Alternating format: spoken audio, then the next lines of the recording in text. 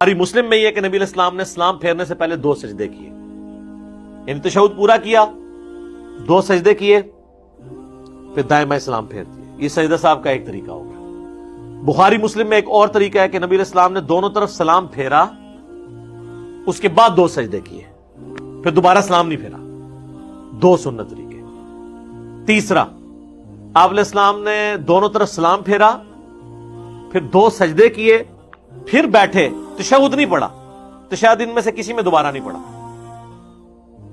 और फिर 2 तरफ सलाम फेर दिया। 3 तरीके।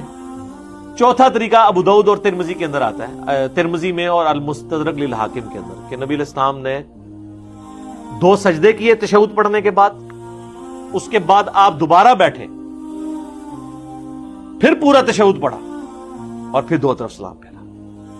ये 4 सुन्नत तरीके हैं सजदा साहब के। एक 5वां तरीका भी है जो हनफी करते हैं, वो सहाबा किराम से या नबी अलैहिस्सलाम से साबित नहीं है, और वो भी हनफी पूरा अमल नहीं करते। अल मुसन्नफ इब्न अबी शैबा में मौजूद है। इब्राहिम नखी कहते हैं कि सजदा साहब का भी एक सलाम है दाईं तरफ, और नमाज जनाजा में भी एक तरफ सलाम है।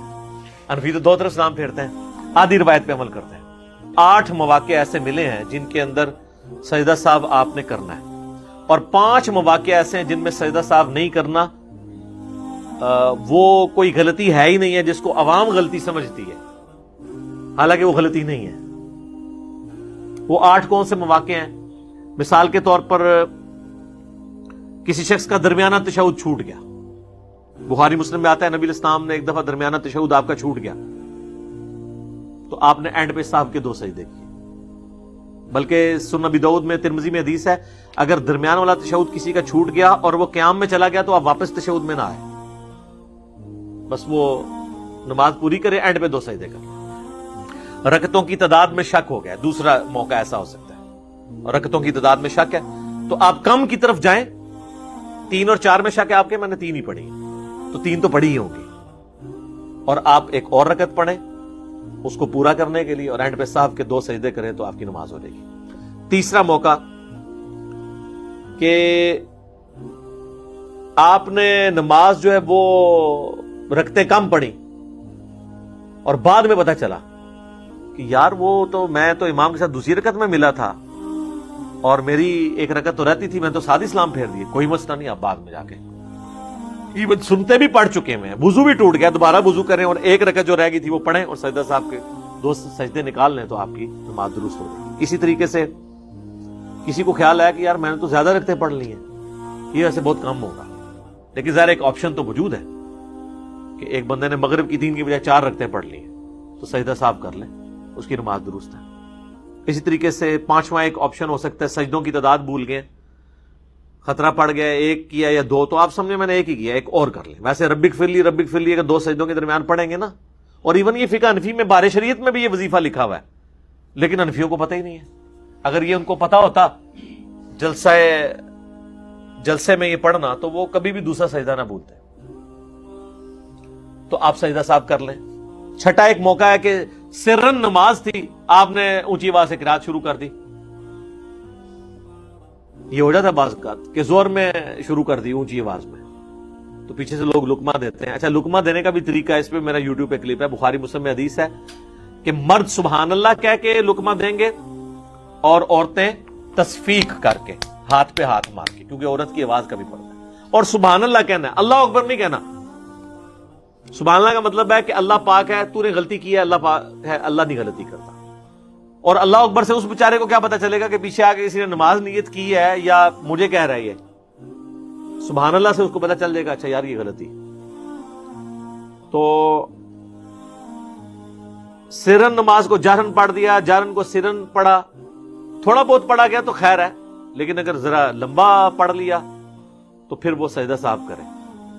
बुखारी मुस्लिम में आता है कि नबी अलैहिस्सलाम बाज़ औक़ात ज़ोर और असर में भी चंद एक आयात हमें बुलंद आवाज से सुना देते थे, ताकि हमें पता चल जाए कि आप कौन सी सूरत पढ़ रहे हैं, तालीम के लिए। इसी तरीके से किसी ने रुकू और सजदे में कुरान पढ़ लिया, दुआ के अलावा कुरानी दुआएं पढ़ सकते हैं, लेकिन सही मुस्लिम में हदीस है कि नबी अलैहिस्सलाम ने रुकू में और सजदे में कुरान पढ़ने से मना किया, और फरमाया रुकू अल्लाह की अजमत के लिए है और सजदा दुआओं के लिए, लिहाजा उसमें दुआएं मांगो। और इस तरीके से اگر پہلی 2 رکعتوں کے اندر سورت ملانا بھول گئے سورہ فاتحہ کے بعد تو سجدہ صاحب پھر آپ پہ واجب ہوگا.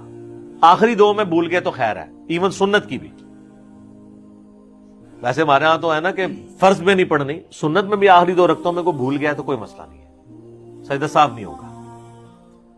اور اگر کوئی پڑھ لیتا ہے فرض میں بھی تو افضل ہے. بخاری مسلم میں حدیث ہے نبی علیہ السلام زور اثر کی بھی آخری رکعتوں میں سورت ملاتے تھے اور چند ایک الفاظ اونچی آواز میں سنا بھی دیتے تھے. یہ جو پبلک میں مشہور ہے سجدہ صاحب واجب ہو جاتا ہے, یہ غلط ہے.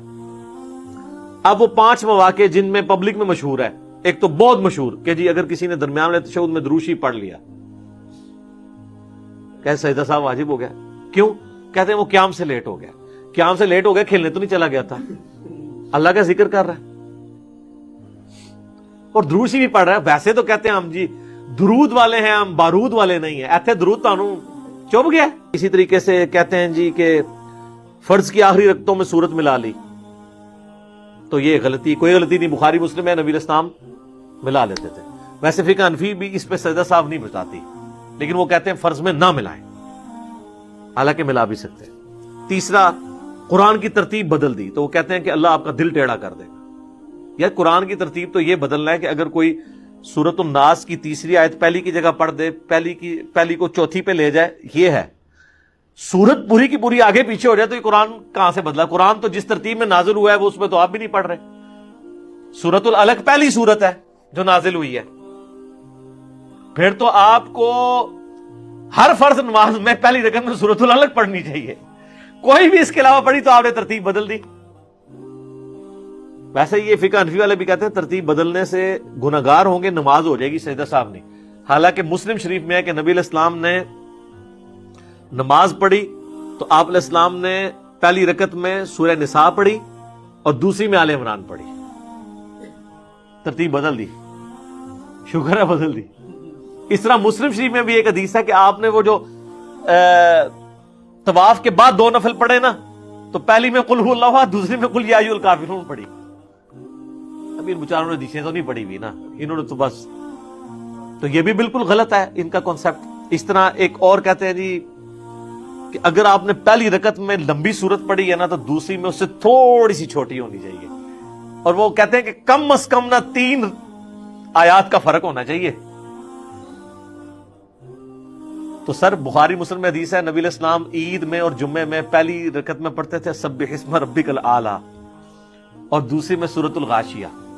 تو سورۃ الغاشیہ تو بہت بڑی ہے سورہ, سبح اسم ربک الاعلی سے اس کی آیات اس سے کئی زیادہ ہے. کوئی سجدہ صاحب واجب نہیں ہوتا. اسی طریقے سے ہر رکعت میں اگر کوئی ایک ہی سورت پڑھتا ہے تو کوئی سجدہ صاحب واجب نہیں ہوگا, بلکہ اگر وہ سورۃ الاخلاص پڑھ رہا ہے تو پسندیدہ ہے. بخاری مسلم میں حدیث ہے, ایک صحابی تھے وہ ہر رکعت میں سورہ اخلاص پڑھتے تھے. تو حضور نے کہا کہ کیوں پڑھتے ہیں؟ ان کا اس میں میرے رب رحمان کی تعریف ہے تو میں اس سے محبت کرتا ہوں. تو نبی علیہ السلام نے فرمایا کہ اللہ تعالیٰ بھی پھر تم سے محبت کرتا ہے اور سورہ اخلاص کی محبت تمہیں جنت میں لے جائے گی.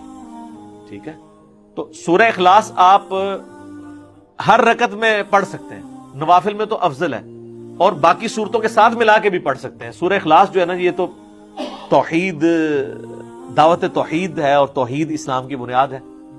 تو قل هو اللہ احد اللہ الصمد لم یلد ولم یولد ولم یکن لہ کفوا احد. سورۃ الاخلاص آپ ہر رکعت میں پڑھیں, کوئی سجدہ صاحب واجب نہیں ہوگا. تو اوورآل میں نے آپ کو سجدہ صاحب کے 4 سنت طریقے اور ایک تابعین سے ثابت 5 طریقے بتا دیے. میں نے 8 وہ مواقع آپ کو بتا دیے جن کے اوپر سجدہ صاحب آپ کریں گے تو آپ کی کمپنسیشن ہوگی, بشرطے کہ آپ نے غلطی کی ریمیڈی کر لی. رکعتوں میں شک تھی تو 1 رکعت اور پڑھ لی, سجدوں میں شک تھا تو فالتو سجدہ کر لیا اور پھر اینڈ پہ 2 سجدے نکالے. اور میں نے آپ کو 5 مواقع ایسے بتائے کہ جن میں سجدہ صاحب کوئی واجب نہیں ہوتا, بلکہ وہ تو سنت ہے, ان میں سے کئی چیزیں